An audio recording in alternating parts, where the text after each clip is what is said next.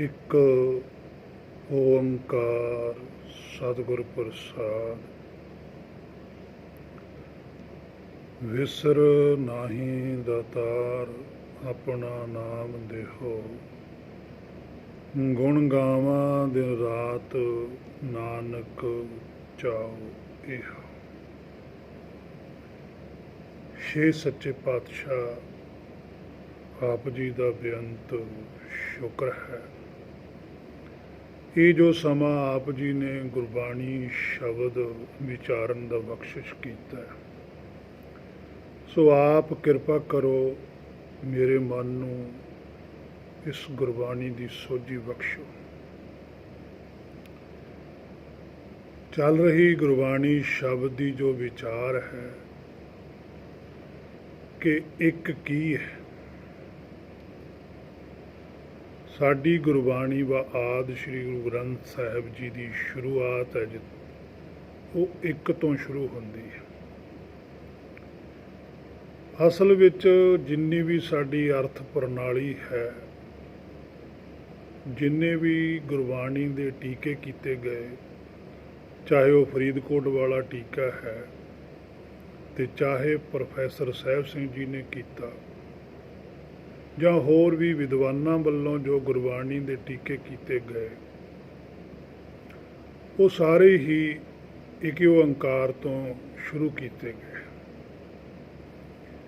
ਅਸਲ ਵਿੱਚ ਜੋ ਸਤਿਪੁਰਖਾਂ ਨਾਲ ਬੈਠ ਕੇ ਜਦੋਂ ਵਿਚਾਰ ਹੋਈ ਆਤਮਿਕ ਤੌਰ 'ਤੇ ਕਿ ਆਤਮਿਕ ਵਿਕਾਸ ਕਿਸ ਤਰ੍ਹਾਂ ਹੋ ਸਕਦਾ ਹੈ, ਸੋ ਉਹਨਾਂ ਗੁਰਸਿੱਖਾਂ ਦੀ ਸੰਗਤ ਦੇ ਵਿੱਚੋਂ ਵਾ ਗੁਰਬਾਣੀ ਤੋਂ ਇਹ ਸੋਝੀ ਮਿਲੀ ਕਿ ਜੇ ਸ੍ਰੀ ਭਗਤ ਸਾਹਿਬਾਨਾਂ ਨੇ ਜੋ ਗੁਰਬਾਣੀ ਉਚਾਰਨ ਕੀਤੀ, ਜੇ ਪਹਿਲਾਂ ਉਹਨਾਂ ਦੀ ਵਿਚਾਰ ਕੀਤੀ ਜਾਂਦੀ ਤਾਂ ਇਸ ਇੱਕ ਬਾਰੇ ਬੜਾ ਹੀ ਸੌਖਾ ਪਤਾ ਲੱਗ ਜਾਂਦਾ ਕਿ ਇੱਕ ਕੀ ਹੈ। ਸਭ ਤੋਂ ਪਹਿਲਾਂ ਸ੍ਰੀ ਭਗਤ ਕਬੀਰ ਸਾਹਿਬ ਸੱਚੇ ਪਾਤਸ਼ਾਹ ਦੇ ਹਿਰਦੇ ਦੇ ਅੰਦਰੋਂ ਇਹ ਗੁਰਬਾਣੀ ਪ੍ਰਗਟ ਹੋਈ। ਗੁਰਬਾਣੀ ਤਾਂ ਵੈਸੇ ਆਦਿ ਯੁਗਾਂ ਤੋਂ ਹੀ ਪ੍ਰਗਟ ਹੈ, ਪਰ ਲਿਖਤ ਦੇ ਵਿੱਚ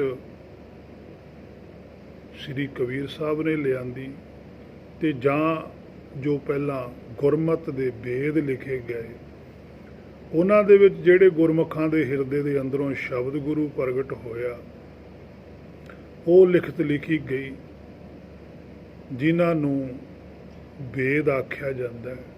ਇੱਕ ਤਾਂ ਵੇਦ ਸਨਾਤਨ ਮਤ ਦੇ ਹਨ, ਇੱਕ ਵੇਦ ਗੁਰਮਤਿ ਦੇ ਵੀ ਹਨ। ਵੇਦ ਦਾ ਆਪ ਭਾਵ ਹੀ ਆਤਮਿਕ ਸੁਗਿਆਨ ਹੈ। ਜਿਵੇਂ ਜਪ ਦੇ ਅੰਦਰ ਹੀ ਸ੍ਰੀ ਗੁਰੂ ਨਾਨਕ ਸਾਹਿਬ ਆਖਦੇ ਹਨ ਕਿ ਅਸੰਖ ਗ੍ਰੰਥ ਮੁਖੀ ਵੇਦ ਪਾਠ, ਵੀ ਗ੍ਰੰਥ ਤਾਂ ਬਹੁਤ ਹਨ, ਗ੍ਰੰਥਾਂ ਦੀ ਤਾਂ ਕੋਈ ਗਿਣਤੀ ਨਹੀਂ, ਪਰ ਇਹਨਾਂ ਗ੍ਰੰਥਾਂ ਦਾ ਜੋ ਮੁੱਖ ਹੈ, ਸ੍ਰੇਸ਼ਟ ਹੈ, ਉਹ ਵੇਦ ਹੈ। ਹੁਣ ਵੇਦ ਦਾ ਭਾਵ ਹੈ ਆਤਮਿਕ ਸੁਗਿਆਨ, ਕਿ ਜਿੰਨੀ ਵੀ ਸੋਝੀ ਆ ਰਹੀ ਹੈ ਉਹ ਸਾਰੀ ਸੱਚਖੰਡ ਚੋਂ ਹੀ ਆਈ ਹੈ। ਆਤਮਾ ਦਾ ਵਿਕਾਸ ਕਿਸ ਤਰ੍ਹਾਂ ਹੋਵੇ, ਆਤਮਾ ਕੀ ਚੀਜ਼ ਹੈ, ਇਹ ਸਾਰਾ ਸੁਗਿਆਨ ਸੱਚਖੰਡ ਦੇ ਅੰਦਰੋਂ ਹੀ ਆਇਆ, ਭਗਤਾਂ ਦੇ ਥਰੂ ਆਇਆ, ਦੁਆਰਾ ਆਇਆ। ਸੋ ਸ੍ਰੀ ਕਬੀਰ ਸੱਚੇ ਪਾਤਸ਼ਾਹ ਇਹ ਵੀ ਗੱਲ ਆਖਦੇ ਹਨ ਕਿ ਉਹਨਾਂ ਨੇ ਆਪਣੇ ਜੀਵਨ ਕਾਲ ਦੇ ਅੰਦਰ ਸਨਾਤਨ ਮਤ ਨੂੰ ਧਾਰਨ ਕੀਤਾ। ਸੰਸਾਰੀ ਤੌਰ ਦੇ ਸ੍ਰੀ ਰਾਮਾਨੰਦ ਜੀ ਨੂੰ ਆਪਣਾ ਗੁਰੂ ਜਾਣਿਆ, ਉਹਨਾਂ ਦੇ ਕੋਲੋਂ ਸਿੱਖਿਆ ਪ੍ਰਾਪਤ ਕੀਤੀ। ਵੈਸੇ ਵੀ ਉਹ ਆਪ ਬੜੇ ਵਿਦਵਾਨ ਸਨ, ਉਹਨਾਂ ਨੇ ਆਪਣਾ ਇੱਕ ਬੀਜ ਗ੍ਰੰਥ ਵੀ ਲਿਖਿਆ, ਪਰ ਉਹਨਾਂ ਦੇ ਮਨ ਦੇ ਅੰਦਰ ਸ਼ਾਂਤੀ ਨਹੀਂ ਸੀ, ਉਹ ਵਿਕਾਸ ਨਹੀਂ ਸੀ, ਉਹ ਠਹਿਰਾਅ ਨਹੀਂ ਸੀ ਜੋ ਉਹ ਚਾਹੁੰਦੇ ਸਨ। ਤੇ ਰਾਮਾਨੰਦ ਜੀ ਦੇ ਅੱਗੇ ਵੀ ਉਹ ਇਹ ਗੱਲ ਆਖਦੇ ਰਹਿੰਦੇ ਸਨ, ਪਰ ਜਦੋਂ ਉਹ ਅਠਰਾ ਜਾਂ ਉਹ ਸ਼ਾਂਤੀ ਜਾਂ ਉਹ ਵਿਕਾਸ ਉਹਨਾਂ ਦੇ ਸਵੈਮ ਦੇ ਅੰਦਰ ਨਹੀਂ ਆਇਆ, ਤਾਂ ਉਹਨਾਂ ਦੇ ਅੰਦਰ ਚਿੰਤਾ ਵਧੀ। ਕਿ ਸੰਸਾਰੀ ਜੋ ਜੀਵਨ ਹੈ, ਉਮਰ ਹੈ, ਉਹ ਤਾਂ ਬਤੀਤ ਹੁੰਦੀ ਜਾ ਰਹੀ ਹੈ, ਪਰ ਉਹ ਸੋਝੀ ਨਹੀਂ ਆ ਰਹੀ। ਅੰਦਰਲੀ ਜਿਹੜੀ ਤੜਫ ਸੀ ਉਹਨਾਂ ਦੇ ਅੰਦਰ, ਬੇਵਲਤਾ ਸੀ ਤੇ ਇਮਾਨਦਾਰੀ ਸੀ, ਤਾਂ ਪਰਮੇਸ਼ਰ ਨੇ ਵਿਧ ਬਣਾਈ ਤੇ ਉਹ ਮਗਹਰ ਦੇ ਅੰਦਰ ਗਏ। ਪਹਿਲਾਂ ਉਹ ਕਾਸ਼ੀ ਵਿੱਚ ਰਹਿੰਦੇ ਸਨ। ਜਦੋਂ ਮਗਹਰ ਗਏ ਤਾਂ ਉਸ ਵੇਲੇ ਮਗਹਰ ਦੇ ਵਿੱਚ ਜਾਣ ਤੋਂ, ਜੋ ਉਸ ਵੇਲੇ ਦੀ ਧਾਰਮਿਕ ਸ਼੍ਰੇਣੀ ਸੀ, ਉਹਨਾਂ ਵੱਲੋਂ ਮਨਾਹੀ ਸੀ ਕਿ ਮਗਹਰ ਜਾਣ ਦੇ ਨਾਲ ਕਿ ਜਿਹੜਾ ਮਨੁੱਖ ਹੈ ਉਹ ਗਧੇ ਦੀ ਜੋਨੀ ਵਿੱਚ ਪੈਂਦਾ ਹੈ, ਪਸ਼ੂ ਦੀ ਜੋਨ ਵਿੱਚ ਚਲਾ ਜਾਂਦਾ ਹੈ। ਪਰ ਕਬੀਰ ਸਾਹਿਬ ਨੇ ਆਖਿਆ ਵੀ ਹੁਣ ਵੀ ਤਾਂ ਜੀਵਨ ਵਿਅਰਥ ਹੀ ਜਾ ਰਿਹਾ, ਚਲੋ ਵੇਖਦੇ ਹਾਂ ਉੱਥੇ ਕੀ ਹੈ।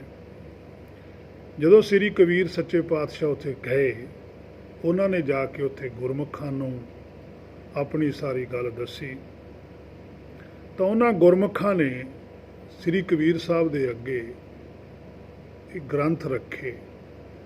ਜਦੋਂ ਸ੍ਰੀ ਕਬੀਰ ਸਾਹਿਬ ਨੇ ਉਹਨਾਂ ਗ੍ਰੰਥਾਂ ਨੂੰ ਵਿਚਾਰਿਆ, ਸਮਝਿਆ, ਪੜ੍ਹਿਆ, ਤਾਂ ਉਹਨਾਂ ਦੀ ਜਿਹੜੀ ਘੁੰਡੀ ਸੀ, ਜੋ ਨੁਕਤਾ ਸੀ, ਉਹਨਾਂ ਨੂੰ ਪ੍ਰਾਪਤ ਹੋ ਗਿਆ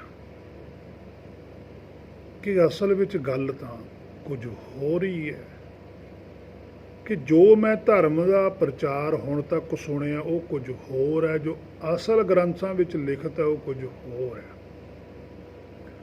ਸੋ ਸ੍ਰੀ ਕਬੀਰ ਸਾਹਿਬ ਨੇ ਉਹ ਸਾਰੀ ਫਿਰ ਖੋਜ ਆਪ ਕੀਤੀ ਤੇ ਆਦਿ ਸ੍ਰੀ ਗੁਰੂ ਗ੍ਰੰਥ ਸਾਹਿਬ ਦੀ ਗੁਰਬਾਣੀ ਦੇ ਅੰਦਰ ਉਹਨਾਂ ਦਾ ਸ਼ਬਦ ਵੀ ਹੈ, ਜਬ ਹਮ ਏਕੋ ਏਕ ਕਰ ਜਾਣੇ ਆ, ਲੋਗਾਂ ਕਾਹੇ ਦੁੱਖ ਮਾਨੇ। ਹਮ ਆਪਤੈ ਆਪਣੀ ਪਤ ਖੋਈ, ਹਮਰੈ ਖੋਜ ਪਰੋ ਮਤ ਕੋਈ। ਇਹਦਾ ਮਤਲਬ ਉਹਨਾਂ ਨੇ ਕੋਈ ਖੋਜ ਕੀਤੀ ਹੈ, ਤਾਂ ਹੀ ਉਹ ਪਾਤਸ਼ਾਹ ਕਹਿੰਦੇ ਨੇ ਹਮਰੈ ਖੋਜ ਪਰੋ ਮਤ ਕੋਈ। ਵੀ ਜੇ ਤੁਹਾਨੂੰ ਲੱਗਦਾ ਕਿ ਖੋਜ ਮੇਰੀ ਗਲਤ ਹੈ ਤਾਂ ਫਿਰ ਤੁਸੀਂ ਮੇਰੀ ਖੋਜ ਤੇ ਨਾ ਆਇਓ। ਪਰ ਉਹਨਾਂ ਨੇ ਜਦੋਂ ਉਸ ਗੁਰਬਾਣੀ ਤੋਂ ਹਿਰਦੇ 'ਚ ਲਿਖਣ ਤੋਂ ਪਹਿਲਾਂ ਜਦੋਂ ਉਹਨਾਂ ਗ੍ਰੰਥਾਂ ਨੂੰ ਵਾਚਿਆ, ਉੱਥੇ ਸਾਰੀ ਖੋਜ ਕੀਤੀ, ਤਾਂ ਸਾਰੀ ਖੇਡ ਉਹਨਾਂ ਨੂੰ ਪਤਾ ਲੱਗ ਗਈ ਕਿ ਇੱਕ ਕੀ ਹੈ, ਕਿਸ ਤਰ੍ਹਾਂ ਦਾ ਉਹ ਇੱਕ ਹੈ, ਸ਼ਬਦ ਗੁਰੂ ਕੀ ਹੈ, ਬਾਣੀ ਕੀ ਹੈ। ਤਾਂ ਉਹ ਬਾਣੀ ਉਹਨਾਂ ਦੇ ਹਿਰਦੇ ਵਿੱਚੋਂ ਪ੍ਰਗਟ ਹੋਈ। ਇਸੇ ਕਰਕੇ ਪਾਤਸ਼ਾਹ ਕਹਿੰਦੇ ਪਹਿਲੇ ਦਰਸ਼ਨ ਮਗਹਰ ਪਾਇਓ, ਫੁਨ ਕਾਸ਼ੀ ਵਸ ਆਏ, ਕਿ ਮੈਨੂੰ ਜਿਹੜਾ ਪਹਿਲਾ ਦਰਸ਼ਨ ਹੋਇਆ ਹੈ ਉਹ ਮਗਹਰ ਦੇ ਵਿੱਚ ਹੋਇਆ ਹੈ। ਪਹਿਲਾ ਦਰਸ਼ਨ ਕੀ ਹੋਇਆ? ਭਾਵਕ ਦਰਸ਼ਨ ਹੁੰਦਾ ਗੁਰਮਤਿ ਦੇ ਅੰਦਰ ਆਤਮਿਕ ਸੋਝੀ ਆ ਜਾਣੀ ਕਿ ਮੈਂ ਕੌਣ ਆ।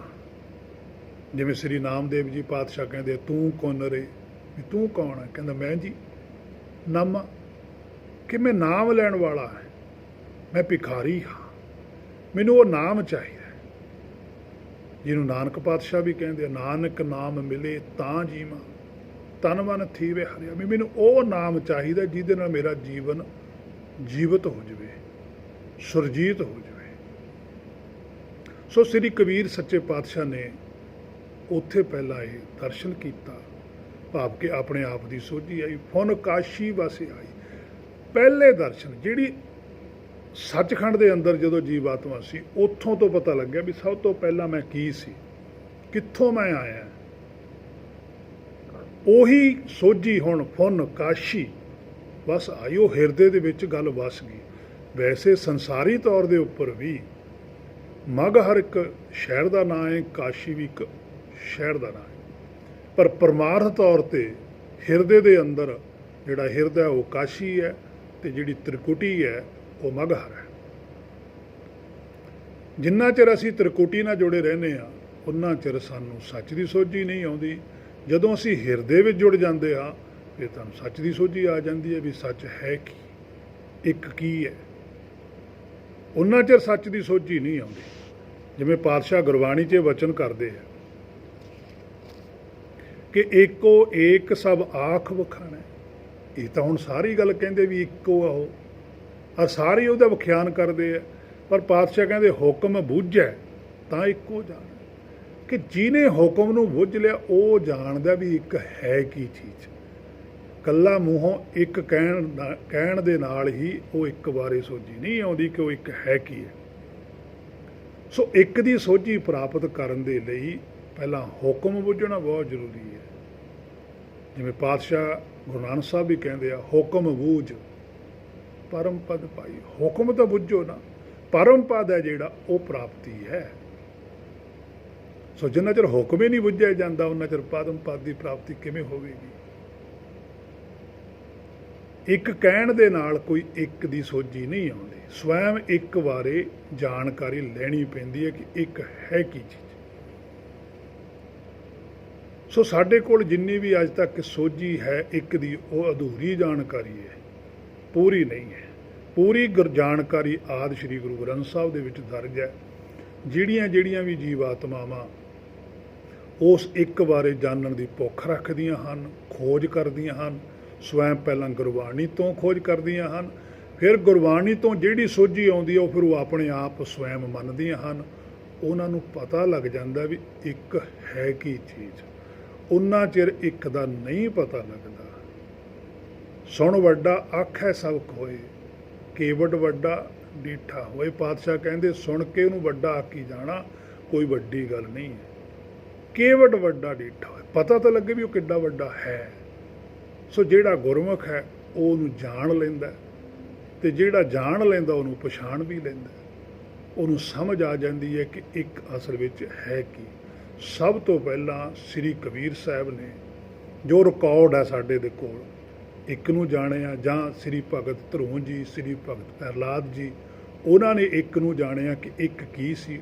ਉਸ ਵੇਲੇ ਮੁਖਾਗਰ ਗਿਆਨ ਦਿੱਤਾ ਜਾਂਦਾ ਸੀ, ਬੋਲ ਕੇ ਦੱਸਿਆ ਜਾਂਦਾ ਸੀ। ਸੋ ਜਿਹੜਾ ਜੀਵ ਉਸ ਇੱਕ ਨੂੰ ਜਾਣ ਜਾਂਦਾ ਸੀ, ਸਵੈਮ ਆਪ ਉਸ ਇੱਕ ਦੇ ਅਨੁਸਾਰ ਹੀ ਹੋ ਕੇ ਚੱਲਦਾ ਸੀ, ਉਹਨੂੰ ਪਤਾ ਲੱਗ ਜਾਂਦੀ ਸੀ ਕਿ ਇੱਕ ਕੀ ਹੈ। ਤੇ ਉਸ ਤੋਂ ਬਾਅਦ ਹੌਲੀ ਹੌਲੀ ਸਮਾਂ ਚੱਲਦਾ ਗਿਆ। ਫਿਰ ਇਹ ਮੁਖਾਗਰ ਗਿਆਨ ਲਿਖਤ ਰੂਪ ਵਿੱਚ ਆਉਣ ਲੱਗ ਪਿਆ। ਲਿਖਤ ਰੂਪ ਦੇ ਵਿੱਚ ਸਾਡੇ ਕੋਲ ਸ੍ਰੀ ਕਬੀਰ ਸਾਹਿਬ ਸੱਚੇ ਪਾਤਸ਼ਾਹ ਨੇ ਸਭ ਤੋਂ ਪਹਿਲਾਂ ਗਿਆਨ ਲਿਆਂਦਾ। ਫਿਰ ਹੋਰ ਭਗਤ ਸਾਹਿਬਾਨ ਲਗਾਤਾਰ ਚੱਲਦੇ ਆਏ। ਸਾਡੇ ਕੋਲ ਫਿਰ ਆਦਿ ਸ੍ਰੀ ਗੁਰੂ ਗ੍ਰੰਥ ਸਾਹਿਬ ਦੇ ਸਰੂਪ ਦੇ ਵਿੱਚ ਪੰਜਵੇਂ ਪਾਤਸ਼ਾਹ ਨੇ ਗੁਰਬਾਣੀ ਤਿਆਰ ਕਰਕੇ ਦਿੱਤੀ, ਤੇ ਜਾਂ ਫਿਰ ਸ੍ਰੀ ਦਸਵੇਂ ਪਾਤਸ਼ਾਹ ਨੇ ਤਿਆਰ ਕਰਕੇ ਦਿੱਤੀ। ਸੋ ਸਾਡੀ ਇਹੀ ਬੇਨਤੀ ਹੈ, ਇਹੀ ਮਨ ਦੇ ਵਿੱਚ ਇੱਛਾ ਹੈ ਸਾਹਿਬ ਦੇ ਅੱਗੇ ਵਾ ਗੁਰ ਦੇ ਅੱਗੇ ਕਿ ਇੱਕ ਦੀ ਜਾਣਕਾਰੀ ਜ਼ਰੂਰ ਕਰਵਾਓ। ਜੋ ਬੁਝਾਰਤ ਗੁਰਬਾਣੀ ਵਿੱਚ ਹੈ ਕਿ ਇੱਕ ਕੀ ਹੈ, ਉਸ ਦੀ ਇਹ ਸੱਚੇ ਪਾਤਸ਼ਾਹ ਕਿਰਪਾ ਕਰ, ਮਿਹਰ ਕਰ, ਸੋਝੀ ਬਖਸ਼ ਕਿ ਪਤਾ ਲੱਗੇ ਕਿ ਇੱਕ ਹੈ ਕੀ। ਉਸ ਇੱਕ ਨੂੰ ਜਾਣ ਕੇ, ਉਸ ਇੱਕ ਨੂੰ ਸਮਝ ਕੇ, ਉਸ ਇੱਕ ਦੀ ਜਾਣਕਾਰੀ ਪ੍ਰਾਪਤ ਕਰਕੇ ਇਹ ਜੀਵਨ ਹੈ ਜਿਹੜਾ ਸਫਲ ਹੋ ਸਕੇ। ਸੋ ਇੱਥੋਂ ਤੱਕ ਅੱਜ ਦੀ ਵਿਚਾਰ ਸੀ। ਬਾਕੀ ਵਿਚਾਰ ਜੇ ਗੁਰ ਨੇ ਕਿਰਪਾ ਕੀਤੀ ਤਾਂ ਫਿਰ ਕੀਤੀ ਜਾਵੇਗੀ। ਜੇ ਕੋਈ ਕਮੀ ਲੱਗੀ ਤਾਂ ਮੇਰੀ ਸਨਮਰ ਹੱਥ ਜੋੜ ਕੇ ਬੇਨਤੀ ਹੈ ਕਿ ਦਾਸ ਨੂੰ ਜ਼ਰੂਰ ਸੋਝੀ ਬਖਸ਼ੋ। ਹੋਈਆਂ ਭੁੱਲਾਂ ਦੀ ਖਿਮਾ। ਵਾਹਿਗੁਰੂ ਜੀ ਕਾ ਖਾਲਸਾ, ਵਾਹਿਗੁਰੂ ਜੀ ਕੀ ਫਤਿਹ।